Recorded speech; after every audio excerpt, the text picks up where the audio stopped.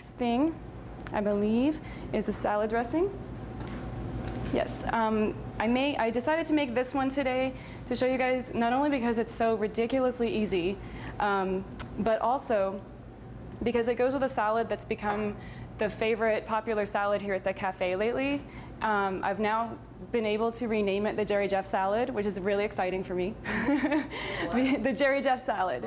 Because one of my regulars that comes in here is Jerry Jeff Walker, country music singer-songwriter, and he lives in the neighborhood, and he, has in the past few years started, living a much healthier life as he's gotten older, wanted to, be healthier, live longer, and that sort of stuff. He works out at the pool and at the gym in the neighborhood, and his personal trainer knew about this place and recommended that he come here, and he loves the food and he loves the salad so much. But he's not the only one. And what people have kept asking me about is, what is this dressing, And that's been amazing to me because it's just the kind of dressing I just whipped up one day, and it's super easy, super simple, and I just tell people you can make this at home and you can put it on any salad that you want. The one thing I talk to people about with salad dressings too, that took me years to figure this out, I don't know why, but I was really into health food, veganism, eating the best stuff from the store or whatever, but with raw food, doing so much raw food in my diet, I sometimes got lazy with the salad dressings, even though you can make a big batch, put it in your fridge, and it'll last all week. But I just, sometimes I didn't feel like it, and I wanted something really interesting or new, and I didn't have any recipes that I really thought were doing it for me. So I'd go to the store and I'd get, the Annie's Naturals organic salad dressing or something like that, what seemed healthy. No dairy, all organic, that sort of thing. And then 2 years later, I think it was while I was doing a juice fast, I was pulling out the contents of the fridge and looking at all the ingredients because I was hungry or something, and just seeing what was in everything. I look at the label on this organic, natural salad dressing, and the primary ingredient is canola oil. And I was shocked because I had just assumed all along that they were using olive oil in the so-called healthy salad dressings. And I think you'll find if you go to the grocery store and look at the so-called healthy organic salad dressings that I haven't found one yet that's not canola oil, that's olive. And the reason I now have figured out is because if you use the olive oil, you put it in the fridge and you don't have preservatives in it, it does solidify. Because that's just what it does, what olive oil does at that temperature. But all you have to do is about 20 minutes before you want to use it, just pull it out to room temperature, and then it gets liquid again, you shake it up, and it's fine. So that was just a bit of a learning curve for me. So I wanted to show you guys this one because it's so easy, the ingredients are not expensive, it doesn't even require like a big amount of time or investment in anything. It's very basic ingredients. We have a cup of extra virgin cold pressed olive oil. I just recommend to people that you get any kind of organic extra virgin cold pressed olive oil. It can be any brand that you like, but those are the main criteria. You can go to these fancy raw vegan websites and they'll try to, they have these, we swear it's raw olive oils for a real lot of money. You can do that if you want. I have found that I just find different olive oils that fit that criteria that taste good, and I think they're just fine. It's basically raw if it's first cold pressed. It's not heated above a certain temperature. So we have a cup of olive oil, and we do 2 cloves of garlic, and you can just throw them in there whole because the Vitamix will get them. I like that. And I do a fair amount of lemon juice, about 1/4 to 1/2 cup. It's a lemon vinaigrette. So.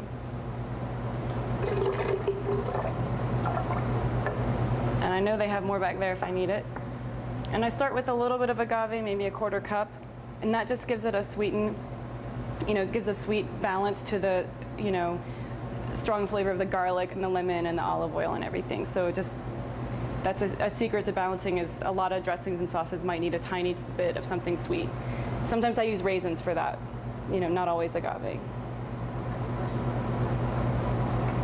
So I'll start there. And then I start it with about 1/2 teaspoon of salt and 1/2 teaspoon of pepper, and taste and adjust as necessary. Salt. People ask me a lot of questions about the agave, the salt, and the pepper. For agave, you'll see if you're at the store, there's a lot of different brands and a lot of different kinds, and I always recommend using the raw agave nectar. The darker it is, I think the less processed that it would be, so that's always healthier. That is the only sweetener that I tend to use. I don't think there's anything wrong with, stevia or raw honey per se.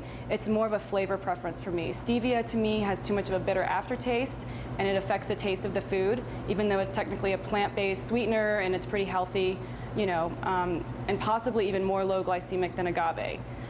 The raw honey is a much higher glycemic sweetener, and a lot of vegans have a problem with it because of the bees. And for me, I just can't use it at all because of the flavor. It's so strong and overwhelming, and it makes things taste too sweet for me. I like the desserts and everything to have the sweetness, but not an over sweetness. And oh yes, the salt. Any good kind of sea salt I think is fine to use. I like the Himalayan salt a lot. I use that a fair amount. That's what I'm using right now. It has a really nice flavor. I don't think you have to go gangbusters on the salt, but you can if you want to. There's all kinds of amazing organic sea salts and different things out there. So the main thing for me is, some kind of sea salt, not just a table salt. I don't know if you guys had any questions on any of those things while we're... The pepper? Oh, I always use organic spices, and what I like to do is either just get an organic black pepper ground, or currently what we have is we buy like the whole peppercorns, like a 4 peppercorn blend, white, green, pink, and black, and then we grind them every few days or so to have on hand.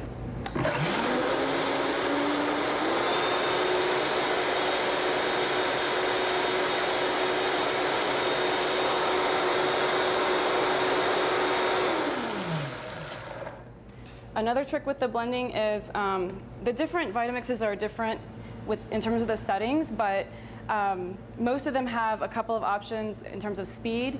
So I always start with a lower speed, turn it up, and then go to high last. And that kind of helps it blend to a certain level and then kick up to the final blending stage to get everything fully smooth. So that's another. And it looks like the garlic is still blending. So I have to keep going for a few minutes. So.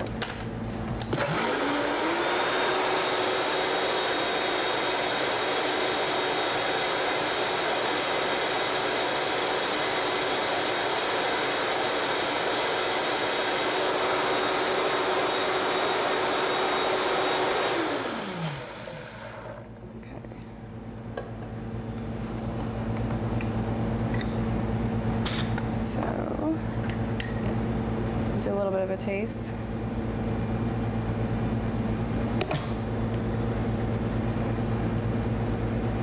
It's almost there, it just needs to be a little bit sweeter. Thank you.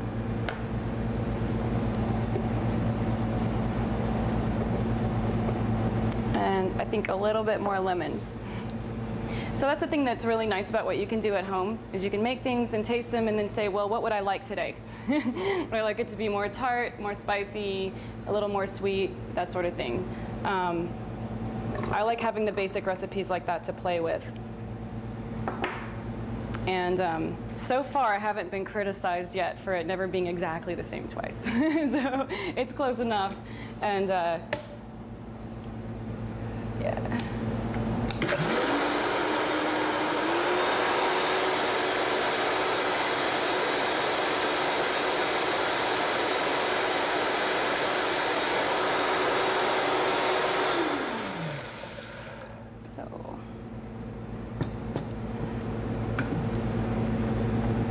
We should almost be there.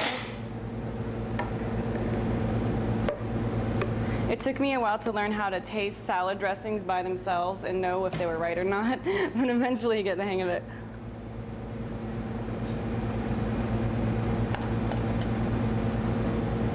It still needs a tiny bit more sweetness.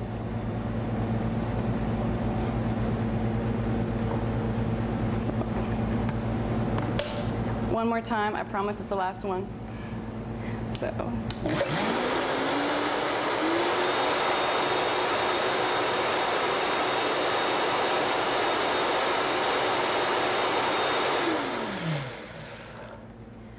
Okay.